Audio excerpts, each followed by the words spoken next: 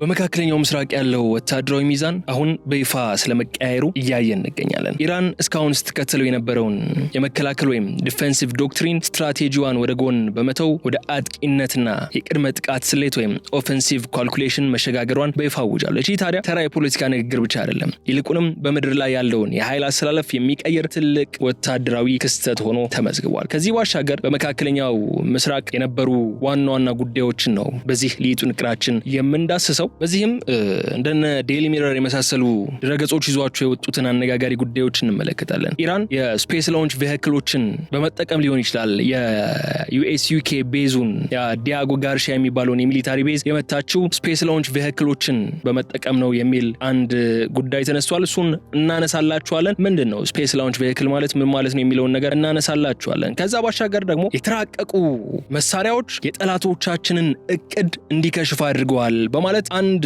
ከፍተኛ የኢራን ጀነራል ንግግር አድርገዋል። እሱን መረጃም በስፋት የምናነሳው መረጃችን ነው። ከዛ ባሻገር ደግሞ የአሜሪካ እነዚህ ዲስትሮየር የሚባሉ አጥፊ የሆኑ መሳሪያዎች ተተኳሽ እያለቀባቸው ነው የሚል አንድ መረጃ ወጥቷል። እነዚህ ጉዳዮች በስፋት በዛሬው ልዩ ጥንቅራችን እያነሳን አብረናችሁ ቆይታ የምናደርግ ነው የሚሆነው። አብራችሁን በመቆየት ልዩ ጥንቅራችን እንድትከታተሉ እንጋብዛችኋለን። የተቀየረው ወታደራዊ ሚዛን ምን ይመስላል? የኢራን የመከላከል ወይም የዲፌንሲቭ ዶክትሪን አሁን ወደ ኦፌንሲቭ ካልኩሌሽኖች ወይም አጥቂነት ወዳላቸው ስርዓቶች ተቀይሯልና እሱ እንዴት ነው የሚታየው? ምን አንድምታ አለው የሚለውን በስፋት እናነሳለን። አብራችሁን በመቆየት እንድትከታተሉ እንጋብዛችኋለሁ። የገበያ ሚዲያን የዩቲዩብ ገጽ ሰብስክራይብ ማድረጋችሁ እንዳትዘነጉ። ቪዲዮውን ላይክ አድርጉ። ሐሳብ አስተያየት ካላችሁ ደግሞ በኮሜንት መስጫው ላይ አስቀምጡልን በማለት ወደ ዝርዝር ጉዳዮች ይገባለሁ።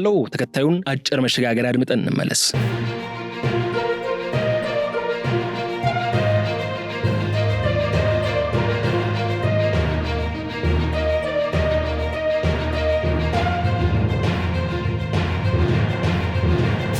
በመካከለኛው ምስራቅ ያለው ወታደራዊ ሚዛን አሁን በይፋ ተቀይሯል። የዚህ ለውጥ ዋነኛ ተዋናይ የሆኑት ሜጀር ጀነራል አሊ አብዶላሂ እንደገለጹት ደግሞ ኢራን አሁን ላይ የታጠቀቻቸው ዘመናዊና ስልታዊ መሳሪያዎች አድቫንስድ የሆኑ ዌፐኖች የተነደፉት የጠላትን ወታደራዊ ስሌት ሙሉ በሙሉ ለማዛባት ነው ብለዋል። እዚህ ጋር ትልቁ ነጥብ ማዛባት ወይም ዲስራፕሽን የሚለው ነው። ይህ ማለት ጠላት ጥቃት ለመሰንዘር በሚያቅድበት ወቅት ሊደርስበት የሚችለውን አጸፋ መገመት እንዳይችል የማድረግና አስቀድሞ ስጋት ውስጥ የመክተት አቅም አላቸው የሚል መልእክትን አስተላልፈዋል። የኢራን ወታደራዊ አመራሮች ይህንን አዲስ ስልት ይፋ ያደረጉት አሜሪካና እስራኤል በቀጠናው ያላቸውን የበላይነት ለማስጠበቅ በሚጥሩበት ወቅት ነው። ጀነራል አብዱላሂ አጽንኦት ሰጥተው እንደገለጹት ከሆነ ኢራን አሁን የደረሰችበት የቴክኖሎጂ ደረጃ ማንኛውም አይነት ወረራ ወይም ጥቃት ዋጋ የሌለው ኢንፌክቲቭ የሚያደርግ ነው ብለዋል። ይህ የሚያሳየው ደግሞ ኢራን ከባህላዊ ጦርነት ስልት ወጥታ ወደ ዘመናዊና ባልተመጣጠነም አሲሜትሪክ የቴክኖሎጂ ጦርነት ውስጥ መግባቷን ነው። በዚህ አዲስ ስትራቴጂ መሰረት ደግሞ ኢራን የምትጠቀማቸው መሳሪያዎች በሚስጥር የተያዙና የጠላትን የራዳር የጥቃት መከላከያ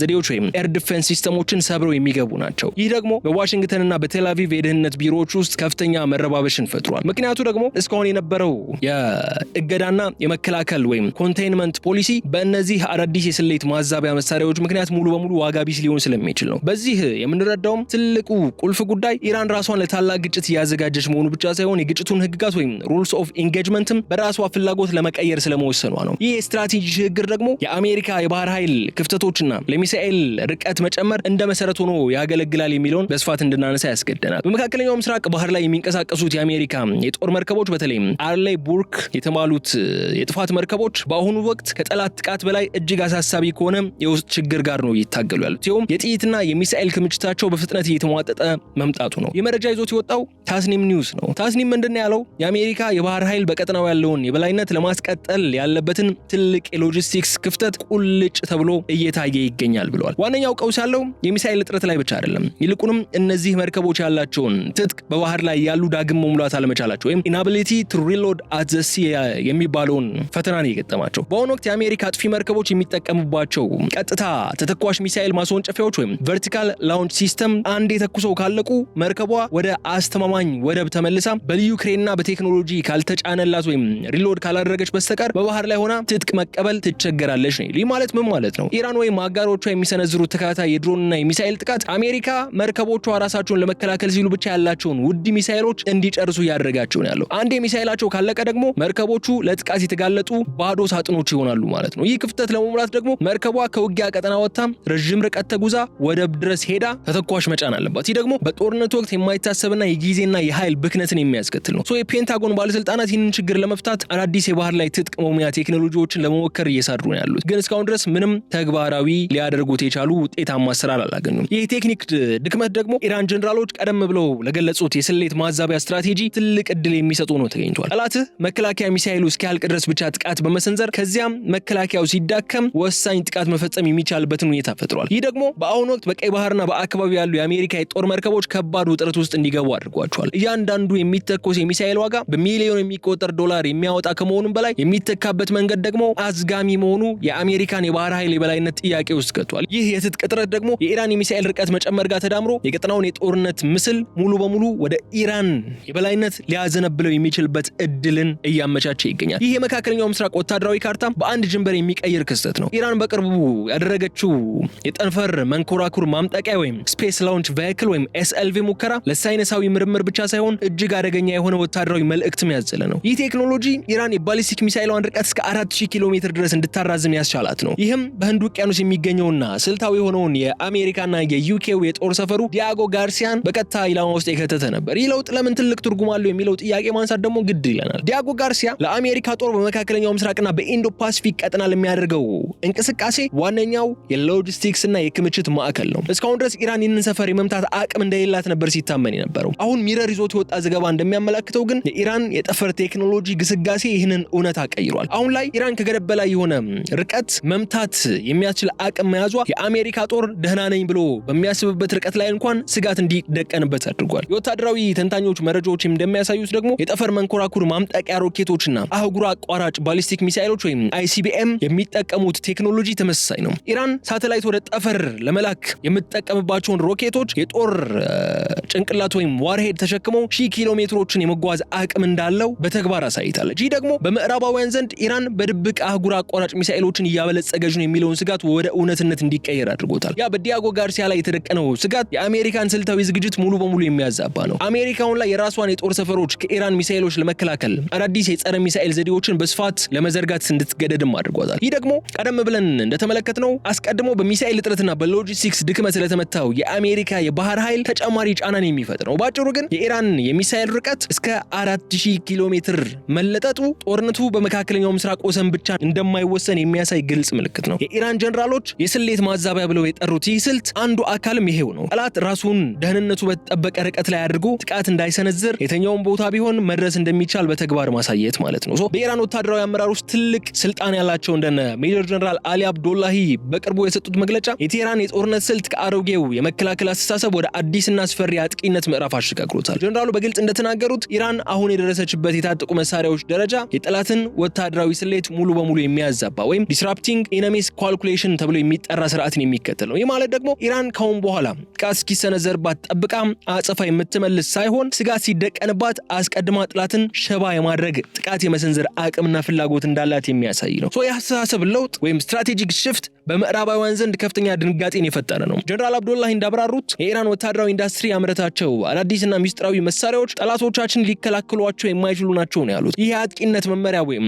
ኦፌንሲቭ ዶክትሪን ዋና ግብ ደግሞ ጠላት ጥቃት ለመሰንዘር በሚያቅድበት ሰዓት ሊደርስበት የሚችለውን ውድመት አስቀድሞ እንዲያውቅ ለማድረግ የጥቃት ፍላጎቱን እንዲገታ ወይም ዲትራንስ እንዲፈጠር ማድረግ ነው። የጀነራሉ ንግግር በተለይ ያነጣጠረው ደግሞ በአሜሪካና በእስራኤል ላይ መሆኑ ግልጽ ነው። ኢራን እስካሁን ስትከተለው የነበረው ስልታዊ ትዕግስት የሚባለው ስትራቴጂ ወይም ስትራቴጂክ ፔሸንስ አሁን ማክተሙ በግልጽ እየታየ ነው ያለው። ንቁ የመከላከልና የአጥቂነት ስልትም ጀምራለች። ይህ ደግሞ በጦርነት ጥበብ ውስጥ ፈርስት ስትራይክ ካፓቢሊቲ ወይም የመጀመሪያው ጥቃት የመሰንዘር ብቃት የሚባለውን ጽንሰ ሐሳብ ወደ ተግባር የመቀየር ሂደት አካል ነው።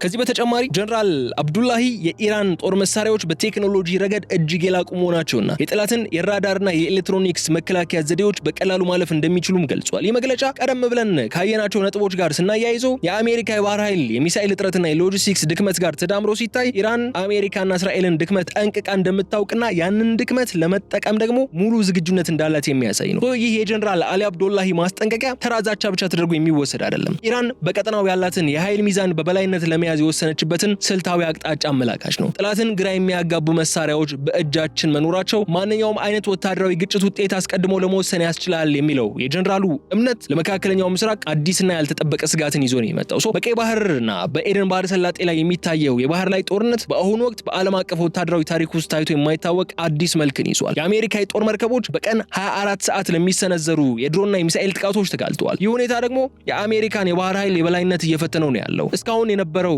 በባህር ላይ የመከላከል ስልትም ናቫል ዲፌንስ ስትራቴጂም ሙሉ በሙሉ እንዲከልስ ተገዷል። የአሜሪካ የባህር ኃይል ማለት ነው። ይህ ቀውስ ልዩ የሚያደርገው ደግሞ የአጥቂዎቹ ጥቃት ስልቱ አሲሜትሪክ ኮስትን የሚከተል ወይም ባልተመጣጠነ ዋጋ ላይ የተመሰረተ መሆኑ ነው። ኢራንና አጋሮቿ ጥቂት ሺህ ዶላሮችን ብቻ በሚያወጡ ርካሽ ድሮኖችና ሚሳኤሎችን በመጠቀም በሚሊዮን የሚቆጠር ዶላር የሚያወጡ የአሜሪካ መከላከያ ሚሳኤሎችን እየፈተኑና እያሟጠጡ ነው ያሉት። የተስኒም ኒውስ ዘገባ እንደሚያሳየው ከሆነ ይህ የሀብት መመጥመጥ ወይም ማባከን ስልት የአሜሪካ አጥፊ መርከቦች ወይም ዲስትሮየሮች ያላቸውን ውሱን የሚሳኤል ክምችት ለከንቱ እንዲያባክኑ እያደረጋቸው ነው ያለው። በዚህ ጦርነት ውስጥ ትልቁ ተለዋዋጭ ነገር ደግሞ የጥቃት ብዛት ነው ወይም ሳቹሬሽን አታክ ነው። በአንድ ጊዜ በርካታ ድሮኖችና ሚሳኤሎች ሲተኮሱ የአሜሪካ መርከቦች ሁሉንም ለማምከን ያላቸውን የመከላከያ አቅም በከፍተኛ ፍጥነት መጠቀም አለባቸው። ይህ ደግሞ ቀደም ብለን እንዳነሳነው መርከቦቹ ትጥቅ ለመሙላት ወደ አስተማማኝ ወደብ እንዲመለሱ ያስገድዳቸዋል። መርከቦቹ ከቀጠናው በራቁ ቁጥር ደግሞ የንግድ መርከቦችና ስልታዊ ቦታዎች ለጥቃት በስፋት ይጋለጣሉ። ይህ የኢራን ስልታዊ ግብ ደግሞ አሁን ውጤታማነቱ እያሳየን ያለው ሁኔታ ነው። ከዚህ በተጨማሪ የባህር ላይ ጦርነቱ ከላይኛው የባህር ወለል አልፎ ወደ ባህር ውስጥ ወይም ሰብሰርፌስና ወደ ኤሌክትሮኒክስ ጦርነት በስፋት እየተሸጋገረ ነው። የኢራን የስሌት ማዛቢያ መሳሪያዎች የአሜሪካን የራዳር ክትትልና ዘዴዎች በማደናቀፍ ጥቃቶች ሳይታወቁ እንዲፈጸሙ እያደረጉ ነው። ይህ ደግሞ በአሜሪካ የባህር ኃይል መርከቦች ላይ ከፍተኛ የስነልቦና ጫናና የድካም ስሜት እየፈጠረ ነው የሚገኘው። በአጭሩ ግን የቀይ ባህር ቀውስ የአሜሪካ የባህር ኃይል ቴክኖሎጂ ብቻውን ጦርነቱን ሊያሸንፈው እንደማይችል በተግባር ያሳየ ነው። የጥይት ክምችት መቀነስ፣ የሎጂስቲክስ ድክመትና የኢራን አዳዲስ የጥቃት ዘዴዎች ተደማምረው አሜሪካን ሊያልቅ በማይችልና ዋጋው እጅግ ውድ በሆነ የባህር ላይ አጣብቂኝ ውስጥ እንድትገባ አድርጓታል። ይህ ሁኔታ ኢራን በቅርቡ ያከናወነቻቸው የሳተላይት ማምጠቂያ ሮኬት ወይም ስፔስ ላውንች ቬሂክል ሙከራ ደግሞ ከሳይንሳዊ ግስጋሴ ባለፈ ትልቅ ወታደራዊ አንድምታ እንዲኖረው ያደርጓል። በምዕራባውያን ወታደራዊ ተንታኞች ዘንድ ትልቁ ስጋት አሁን የሳተላይት ማምጠቂያ ቴክኖሎጂ ወይም አህጉር አቋራጭ ባሊስቲክ ሚሳኤሎች ወይ አይሲቢኤም የሚጋሩት ባለ ሁለት አገልግሎት ቴክኖሎጂ ወይም ዱዋል ዩዝ ቴክኖሎጂ ነው። ኢራን ሳተላይትን ወደ ጠፈር ማድረስ መቻሏ በሌላ በኩል ደግሞ ከባድ የጦር ጭንቅላት ወይም ዋርሄድ ተሸክሞ በሺዎች የሚቆጠሩ ኪሎሜትሮችን መጓዝ የሚችል ሚሳኤል መገንባቷ በተዘዋዋሪ ያረጋገጠችበት ክስተት ሆኗል። ይህ ቴክኖሎጂ ሽግግር ለምንድን ነው ወሳኝ የሆነው? የሳተላይት ማምጠቂያ ሮኬቶች ከፍተኛ ግፊት ወይም ትራስት ያላቸው ሞተሮችና የረጅም ርቀት መቆጣጠሪያ ዘዴዎችን ጋይደንስ ሲስተም በስፋት ያስፈልጋቸዋል። ኢራን እነዚህን ቴክኖሎጂዎች ማዳበሯ ደግሞ ሚሳኤሎቿ ከክልላዊ ስጋትነት ወደ ዓለም አቀፋዊ ስጋትነትን ያሳድጋቸዋል። በሚረር ዘገባ መሰረት ይህ ቴክኖሎጂ የኢራንን የመምታት አድማስ እስከ ህንድ ውቅያኖስ ጥልቅ ድረስ አስፋፍቶታል። ኔታንያሁ ደግሞ ኢራን አሁን እኛን ብቻ ሳይሆን ፓሪስና ሎንደንም ልታጥቃ ትችላለች የሚል የስጋት መግለጫ እንዲያወጡ አድርገዋቸዋል። ከዚህ ባሻገር የጀነራል አሊ አብዱላሂ የስሌት ማዛቢያ ስትራቴጂ አንዱም ሶስቶም ይሄው ነው። የጠፈር የበላይነትን በመጠቀም የጠላትን እንቅስቃሴ አስቀድሞ ማወቅና የሚሳኤል ጥቃትን ውጤታማ ማድረግ ያስችላል። አሜሪካና አጋሮቿ ይህንን የኢራን እንቅስቃሴ ለሚሳኤል ፕሮግራም ሽፋን አድርገው ቢፈርጁትም ኢራን ግን የጠፈር ምርምር መብቴ ነው ስትል ነው የምትሟገተው። ሆኖም ግን በወታደራዊ ስሌት ውስጥ ውጤቱ አንድና አንድ ነው። ቴህራን አሁን በአህጉር አቋራጭ ሚሳኤል ደረጃ ወይም አይሲቢኤም ሬንጅ ለመድረስ የሚያስፈልጋትን መሰረታዊ ቴክኖሎጂ በእጁ አስገብታለች። ይህ ደግሞ እስካሁን አሜሪካ ከኢራን ሚሳኤል ክልል ውጭ ነኝ ብላ የምታስባቸው ቦታዎች ሁሉ ስጋት ውስጥ እንዳሉ የሚያሳይ ነው። በማጠቃለያው ስንመለከተው ግን የኢራን የጠፈር ቴክኖሎጂ ከሳይንሳዊ ስኬትነት ባለፈ አንድ ትልቅ የጦር መሳሪያ ሆኖ እያገለገለ ይገኛል። ይህ ግስጋሴ ደግሞ በቀጣይ የአሜሪካ የሎጂስቲክስ ውድቀትና የትጥቅ እጥረት ላይ ተጨማሪ ጫና የሚፈጥር ነው። ዋሽንግተን ለኢራን ሚሳኤሎች ያላትን የመከላከያ ስልት በድጋሚ እንድትመረምርም የሚያስገድድ ነው። በዘመናዊ የባህር ላይ ጦርነት ውስጥ ትልቁ ድል የሚገኘው በሚተኮሰው ሚሳኤል ብዛት ብቻ አይደለም። ያንን ሚሳኤል በጦርነት መካከል በምን ያህል ፍጥነት መተካት ይቻላል በሚለው ስሌት ላይም ነው። የአሜሪካ የባህር ኃይል በአሁኑ ወቅት የገጠመው ትልቁ የስትራቴጂክ ውድቀትም ይሄው ነው። እንደነ አርሌ ቡርክ የመሳሰሉ አጥፊ መርከቦቹ ያላቸውን የሚሳኤል ክምችት በባህር ላይ ያሉ ዳግም መሙላት ወይም ሪሎድ ማድረግ አለመቻላቸው ቴክኒካዊ ክፍተቱ የኢራንን የስሌት ማዛቢያ ስትራቴጂ እጅግ ስኬታማ እንዲሆን ምቹ ሁኔታን እየፈጠረ ነው ያለው። እንደ ተስኒም ኒውስ ዘገባ ከሆነ እነዚህ መርከቦች የሚጠቀሙት ቨርቲካል ላውንች ሲስተም ወይም VLS የሚሳኤል ማስወንጨፊያ ዘዴ ነው። ይህ ዘዴ እጅግ ዘመናዊ እንኳን ቢሆንም አንድ የሚሳኤል ሳጥኖቹ ተተኩሰው ካለቁ በኋላ ግን በባህር ላይ ሆኖ አዲስ መጫን እጅግ ፈታኝ ስራ ይሆንበታል። መርከቧ በባህር ሞገድ በምትናወጥበት ወቅት ረጅምና ከባድ የሆኑትን ሚሳኤሎች ሳጥኖቻቸው በትክክለኛው ቀዳዳ ውስጥ በክሬን መክተት የቴክኖሎጂ ብቻ ሳይሆን የደህንነት ስጋትም አለው። ይህ ማለት አንድ የአሜሪካ የጦር መርከብ የኢራንን ድሮኖች ለመመከት ሲል 90 ወይም 96 የሚሆኑ ሚሳኤሎችን ተኩሶ ከጨረሰ በኋላ መርከቧ እንደ ጦር መሳሪያነቷ ዋጋ ቢስ ነው የምትሆነው። ትጥቅ ለመሙላት ደግሞ ወደ ተመረጡና ልዩ ክሬን ወዳላቸው ወደቦች መጓዝ ግድ ይላታል። ይህ ጉዞ ቀናትን አልፎ ተርፎ ሳምንታትን ሊወስድ የሚችል ነው። በዚህ ጉዞ ወቅት ደግሞ መርከቧ ከውጊያ ቀጠና ውጭ ትሆናለች። ይህ ማለት በባህር ላይ ያለውን የመከላከል አቅም ይቀንሳል ማለት ነው። የፔንታጎን አመራሮችም ይህንን ችግር ለመፍታት ትራንስፈር ሪሎድ አትሲ የተባለውን ሙከራ ሲያደርጉ ቆይቷል። እስካሁን ግን በተግባር ለሚታይ ጦርነት ዝግጁ ሆኖ አልተገኘም ይህ ሲስተም። ኢራን ይህንን ድክመት ጠንቅቃ ታውቃለች። የጀነራል አሊ አብዶላሂ የስሌት ማዛቢያ ስልት ንግግርም አንዱ ግብ የአሜሪካ መርከቦች ያላቸውን ክምችት እንዲጨርሱና ወደ ወደብ እንዲመለሱ በማስገደድ የቀጠናውን የባህር መስመር ለኢራን ክፍት ማድረግ ነው። የአሜሪካ የባህር ኃይል ያለው የሎጂስቲክስ ውድቀት በቴክኖሎጂ ብቻ የሚፈታ አይደለም። መርከቦቹ ትጥቅ ለመሙላት ከውጊያ ቀጠና መራቃቸው ኢራን ያላትን የረጅም ርቀት ሚሳኤል አቅም ለመጠቀም የጠላት ስሌት ማዛባት ትልቅ እድል ይሰጣታል። ይህ የሎጂስቲክስ ክፍተት ደግሞ በቀጣይ በምናየው የአሜሪካና እስራኤል የጋራ ስጋት የተሰበረው የበላይነት ላይ ትልቅ ጥላውን የሚያጠላ ነው። ለበርካታ አስርተ ዓመታት በመካከለኛው ምስራቅ ያለው ወታደራዊ የበላይነት በአሜሪካና በእስራኤል ቴክኖሎጂ ብልጫ ላይ የተመሰረተ ነበር የነበረው። ሆኖም ግን አሁን ያ የበላይነት በኢራን የስሌት ማዛቢያ ወይም ካልኩሌሽን ዲስራፕቲንግ መሳሪያዎች ምክንያት በከፍተኛ ሁኔታ ተሸርሽሯል። ዋሽንግተንና ቴልአቪቭ አሁን የገጠማቸው ትልቁ ስጋት የኢራን የረጅም ርቀት ሚሳኤሎችና የጠፈር ቴክኖሎጂ ግስጋሴ እስካሁን የነበራቸውን የመከላከያ ሰንሰለት ሙሉ በሙሉ ሰብሮ መውጣቱ ነው። የታስኒም ኒውስ መረጃና የሚረር ዘገባዎች እንደሚያሳዩን ደግሞ ኢራን አሁን የያዘቻቸው አጥቂ መመሪያዎችና የረጅም ርቀት መምታት አቅሞች አሜሪካና እስራኤል በአንድ ግንባር እንዲቆሙ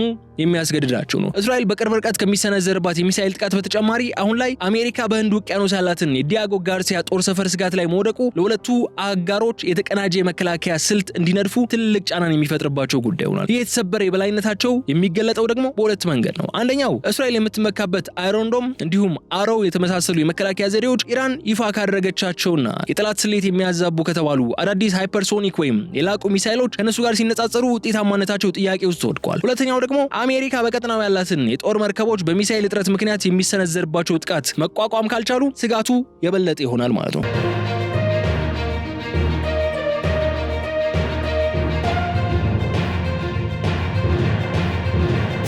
ይህ ሁኔታ አሜሪካና እስራኤል ወደ አዲስና አስቸጋሪ ስልታዊ አጋርነት እንዲገቡ አድርጓቸዋል። አሁን ላይ ትኩረታቸው ጥቃት ከመከላከል ይልቅ የኢራንን የሚሳኤልና የጠፈር ፕሮግራም እንዴት ማደናቀፍ ይቻላል የሚለው ላይ ሆኗል። ነገር ግን ጀነራል አሊ አብዶላሂ እንደገለጹት ኢራን አሁን የደረሰችበት ደረጃ በውጭ ጫና ወይም በቴክኖሎጂ ማዕቀብ ሊገታ የማይችል መሆኑ የምዕራባውያን ስጋት እጥፍ አድርጎታል። ስለዚህ የአሜሪካና የእስራኤል ወታደራዊ በላይነት ታሪክ አዲስ ምዕራፍ ላይ ነው የደረሰው። አሁን ኢራን በፈጠረችው አዲስ ወታደራዊ ሁኔታ ምክንያት ሁለቱ ሀገራት እስካሁን የነበራቸው አይበገሬ የሚለው ስም ለማስጠበቅ ከፍተኛ ዋጋን እየከፈሉ ነው ያሉት። ይህ ኃይል ሚዛን መዛባት በቀጣይ በምናየው የጂኦፖለቲካዊ ተጽዕኖና በዓለም አቀፍ የንግድ መስመሮች ላይ የሚኖሩ ስጋትም ይበልጥ ግልጽ የሚያደርገው ይሆናል። በመካከለኛው ምስራቅ የተከሰተው ወታደራዊ ሽግግር አሁን ላይ የቀጠናው ጉዳይ መሆኑ አብቅቷል። የኢራን የሚሳኤል ርቀት እስከ ህንድ ውቅያኖስ ድረስ መዘርጋቱና የአሜሪካ የባህር ኃይል በሚሳኤል እጥረት መጋለጡ መላውን የዓለም የጂኦፖለቲካና የኢኮኖሚ ስርዓት እያናወጠው ነው የሚገኘው። ይህ ለውጥ ደግሞ ከወታደራዊ ግጭት ባለፈ በዓለም አቀፍ የንግድ መስመሮች ላይም በነዳጅ ዋጋና በታላላቅ ሀያላን ሀገራት ዲፕሎማሲያዊ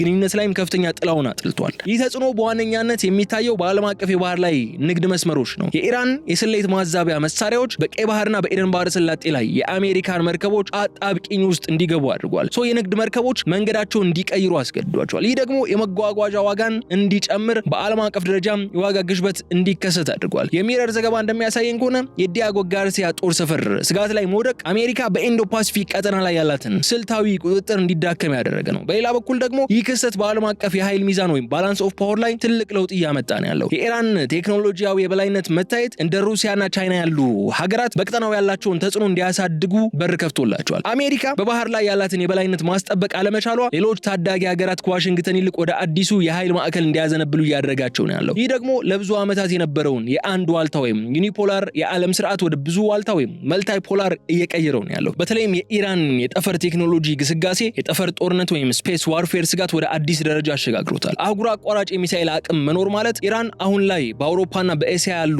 ስልታዊ ቦታዎችን ጭምር መድረስ ትችላለች ማለት ነው። ይህ ደግሞ በኔቶና በሌሎች ቀጠናዊ ትስስሮች ውስጥ አዲስ የደህንነት ስሌት እንዲፈጠር አድርጓል። የኢራን ወታደራዊ ግስጋሴና የአሜሪካ የሎጂስቲክስ ውድቀት ያስከተለው ውጤት በጦር ሜዳ ብቻ የሚወሰን ግን አይደለም። ከዓለም አቀፍ የንግድ መረጋጋት ጀምሮ እስከ ታላላቅ መንግስታት ስትራቴጂያዊ ሽኩቻ ድረስ ዘልቆ ገብቷል። እነዚህ እስካሁን ያየናቸው ነጥቦች ሁሉ የሚያመላክቱት አንድ እውነታን ነው። በመካከለኛው ምስራቅና በህንድ ውቅያኖስ አካባቢ ያለው ውጥረት ወደማይታወቅና እጅግ አደገኛ ወደሆነ ምዕራፍ መሸጋገሩ ነው። የኢራን ወታደራዊ ስትራቴጂ ከአሮጌው የመከላከል ስልት ወጥቶን ወደ የጠላትን ስሌት የሚያዛባ አጥቂነት መሸጋገሩ የአሜሪካና የእስራኤልን የደህንነት መዋቅር ገልብጦታል። አሁን ላይ ጥያቄው ግን ግጭቱ መቼና በምን መልኩ ይፈነዳል የሚለው ነው። ማለት ግጭት ይፈጠራል ወይ ስላችሁ አዲስ ግጭት ሳይሆን ግጭቱ በምን መልኩ ተባብሶ ይቀጥላል የሚለው ነው ጥያቄው። በምን መልኩ ነው ከዚህ በኋላ የሚፈነዳው የሚለው ነው። እዚህ ላይ ልንረዳው የሚገባው ዋናው ጉዳይ ደግሞ የኃይል ሚዛኑ መዛባት ያስከተለው ስልታዊ ክፍተት ወይም ስትራቴጂክ ቮይድ ነው። የአሜሪካ የባህር ኃይል በሚሳኤል እጥረትና በሎጂስቲክስ ውድቀት ውስጥ መገኘቱ፣ በሌላ በኩል ደግሞ ኢራን የጠፈር ቴክኖሎጂን በመጠቀም የመምታት አድማሷን እስከ 4000 ኪሎ ሜትር ድረስ ማስፋፋቷ